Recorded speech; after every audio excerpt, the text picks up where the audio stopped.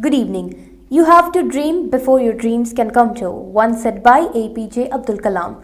Welcome to BMC News Live, presented by Al Hilal Hospitals and Medical Centers English News. Myself, Shina Sultana, joining you with the daily news updates. Today's headlines. The Education Minister opened 9th Engineering Majors Expo. Interior Minister participated in Arab Interior Ministers Council meeting. Bahrain participated in GCC and European Union meeting. Saudi Arabia to mark Flag Day annually on March 11. Draw inspiration from India's civilizational ethos, said India's Prime Minister Narendra Modi at G20 Foreign Ministers meet. Today's news in detail. The Education Minister opened 9th Engineering Majors Expo. The 9th edition of the Bahrain 9th Engineering Majors Expo for high school students opened yesterday. Education Minister Dr. Mohammed bin Mubarak Juma inaugurated the exhibition, being organized by the Bahrain Society of Engineers at its headquarters in Jafair.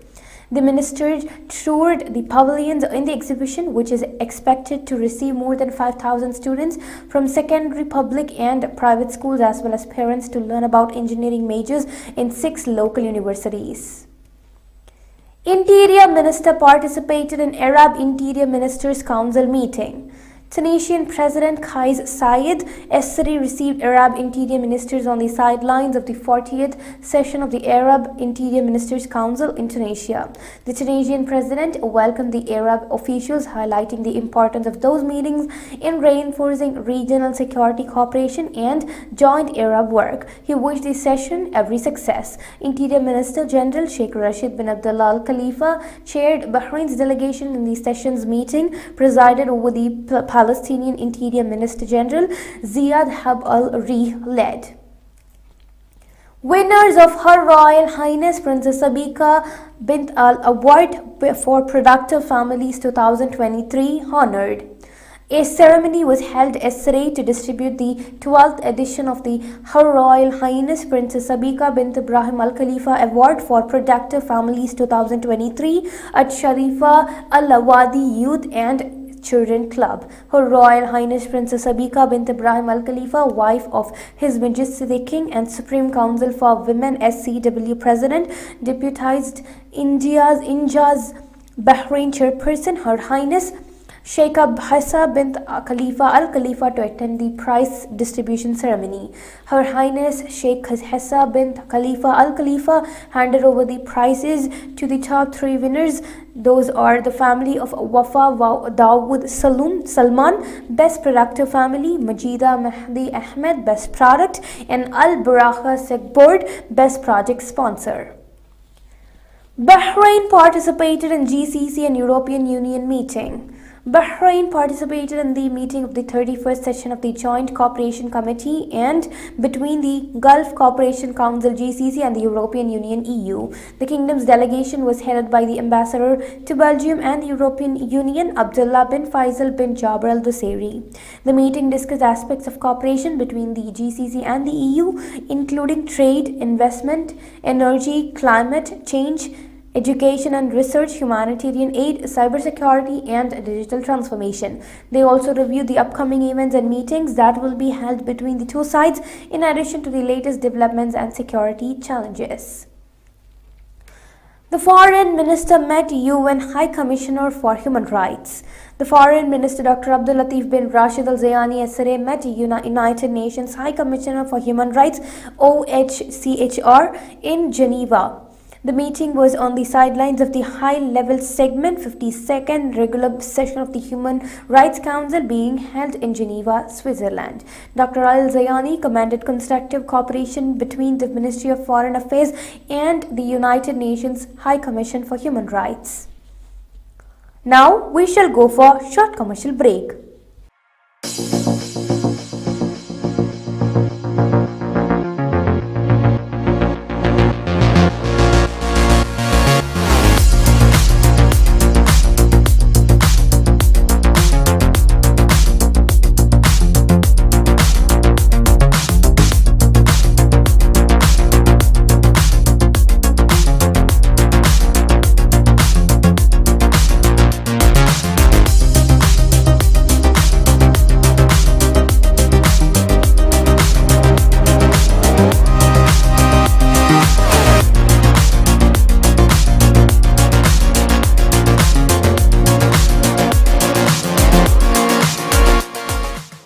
16th branch of Megamart and Macromart supermarkets in Bahrain has opened in Sahala. The best offers are available to the customers at affordable rates. Everyone is welcome. During and around the opening day, a variety of fish including salmon, meat and dairy products, roastery, frozen items, food and non-food items, groceries, fruits and vegetables, electronics, garments and ready-to-eat food items are available to the customers at affordable rates. Hearty welcome to all. Megamart and Macromart, your favorite shopping destination.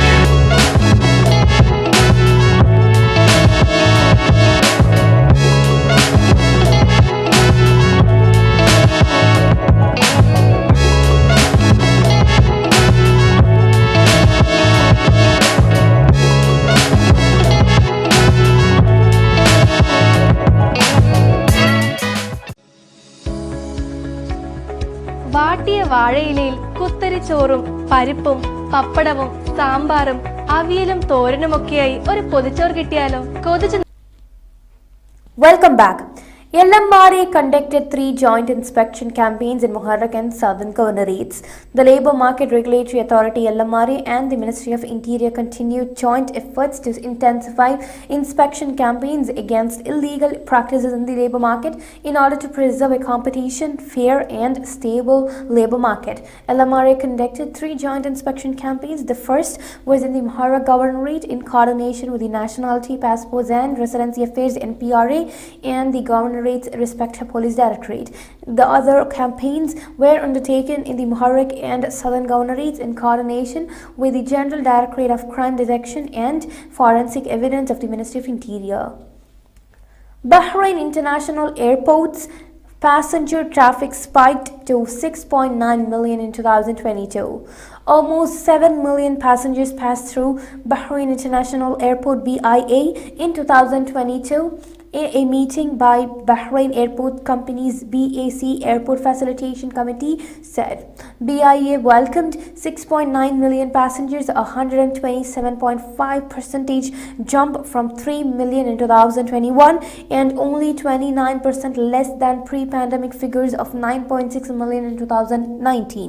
The committee, which convened for its 6th meeting, is tasked with reviewing the operational facilitation of passengers, crew and baggage at BIA. Saudi Arabia to mark Flag Day annually on March 11. Saudi Arabia will mark Flag Day annually on March 11, the official Saudi press agency SPA reported on Wednesday, which is yesterday.